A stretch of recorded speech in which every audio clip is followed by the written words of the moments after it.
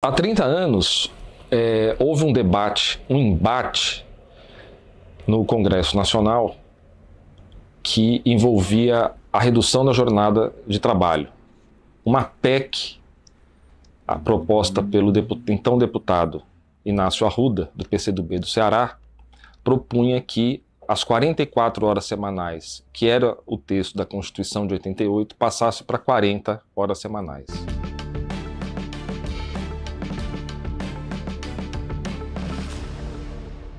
O comunista Inácio Arruda, ele traduziu uma tradição do movimento operário e do movimento comunista internacional de muito tempo. Não foi uma novidade que ele colocou no parlamento, mas foi muito importante ele colocar naquele momento.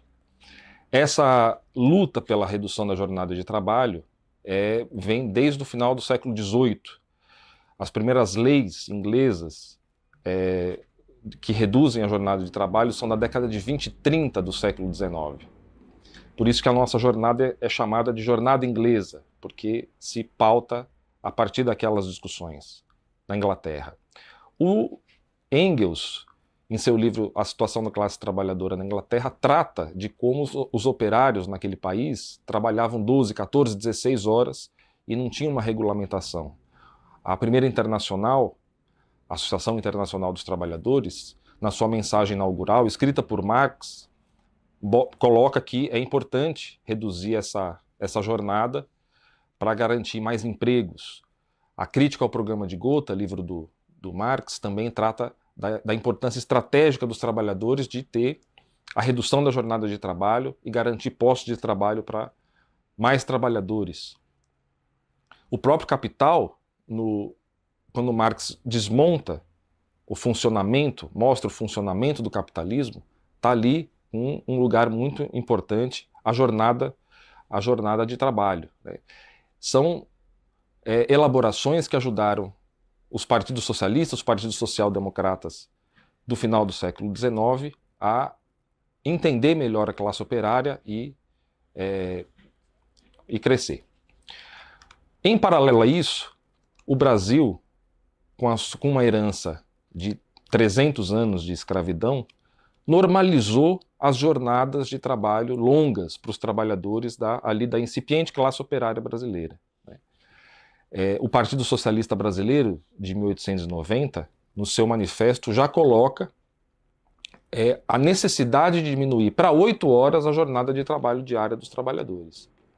Logo depois, com o Congresso Operário Brasileiro de 1906 e os próximos quase 20 anos de hegemonia dos anarcossindicalistas, a jornada de trabalho vai ser uma pauta primeira, uma pauta muito importante daquele movimento sindical.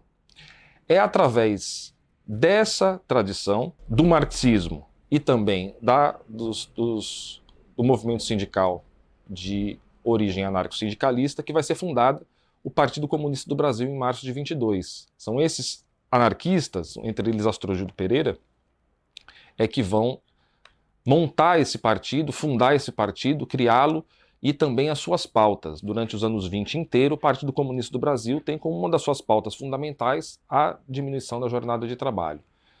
Em 1928, por exemplo, já seguindo a orientação da Terceira Internacional, a Internacional Comunista, o Partido Comunista do Brasil pauta como 7 horas diárias para os adultos, operários adultos, e 6 horas diárias para os operários jovens. Quando entra os anos 30, que o Brasil está começando a se industrializar e também ali os assombros, as consequências do crash da Bolsa de Nova York em 1929, há um número muito grande de greves em 1933, 34, 35, e essas greves, em sua maioria, pautam a redução da jornada de trabalho para 8 horas. 3 fatores fazem com que a redução da jornada de trabalho entre num certo recuo tático, em vários momentos. Em geral, uma delas é a crise de produção.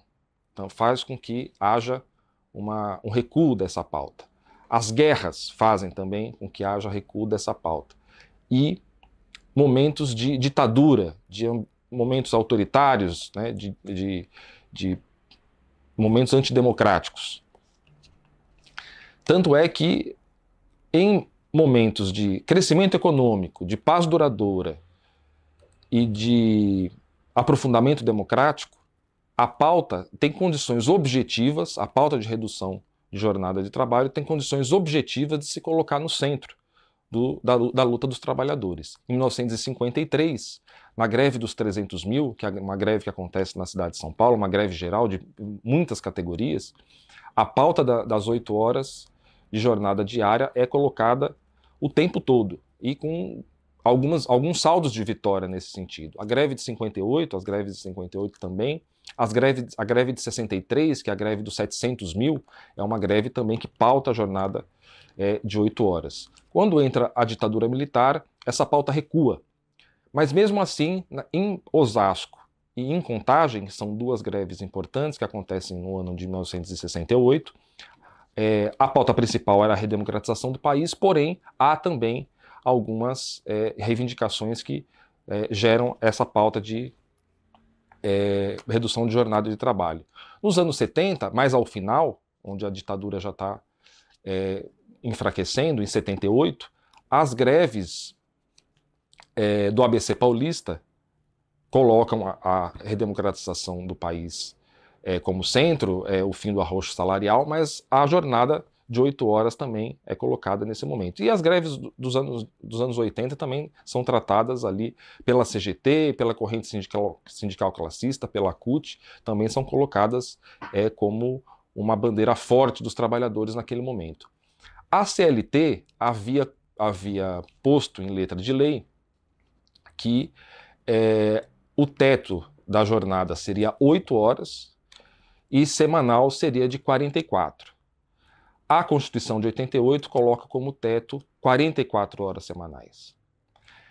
Com o início do neoliberalismo no Brasil, no final dos anos 80, início dos anos 90, essa pauta vem à tona de novo, porque há um número de desempregados muito maior do que em momentos anteriores, e é nesse momento que o Inácio Arruda coloca a PEC 231 de 1995 para que se garanta que não só que se mantenha uma certa civilidade no mundo do trabalho com relação à jornada de trabalho, mas também que diminua de 44, como era o texto de lei da Constituição de 88, para 40 horas semanais. E houve muita dificuldade. Em 96, essa PEC ela é admitida pela CCJ da Câmara.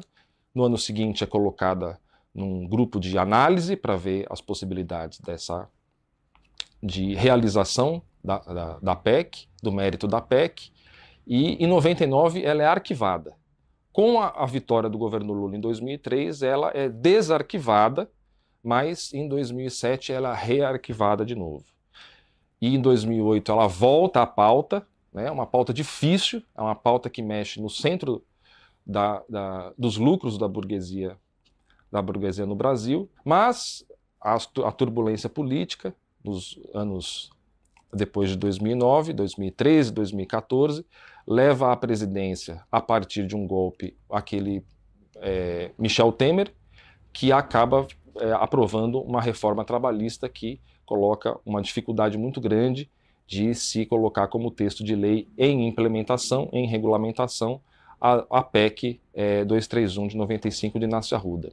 Hoje essa pauta é uma pauta muito contemporânea, porque os trabalhadores hoje, existe uma mudança profunda no trabalho, né, no Brasil e no mundo. Os trabalhadores, eles têm uma sensação de que é difícil contabilizar a jornada de trabalho, porque eles são trabalhadores plataformizados, eles têm diversos empregos, eles são subempregados e eles se sentem empreendedores, e isso vai dificultando a gente mensurar essa jornada, né? Mas não deixa de ser uma pauta importante, uma pauta atual, contemporânea, que precisa ser levada a cabo pelo movimento sindical, pelos partidos de esquerda, pela esquerda brasileira, a partir, inclusive, do acúmulo que teve a PEC 231 de 95 do então deputado Inácio Arruda, do PCdoB do Ceará.